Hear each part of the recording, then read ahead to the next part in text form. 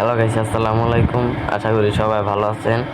Abu Bakr pigeon লব থেকে বলছি। আমার এক জোড়া বাংলা কবুতর আছে, তার নিচে এক জোড়া সাতচিলা ডিম আর কি সাতচিলা কবুতরের ডিম দিছিলাম।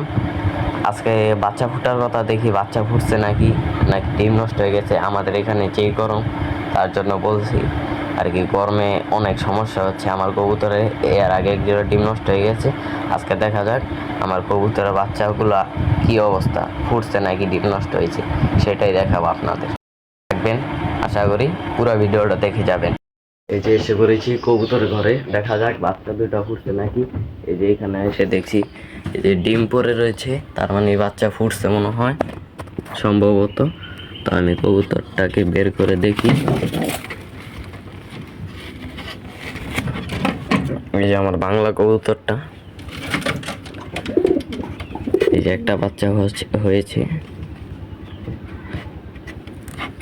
আর এই যে ডিমটা, এটা মনে হয় আজকে বিকালে বা কালকে বাচ্চা হবে। এই যে রেখে দিলাম। আজকের ভিডিওটা এই পর্যন্তই ছিল। আশা করি ভিডিওটা ভালো হয়েছে।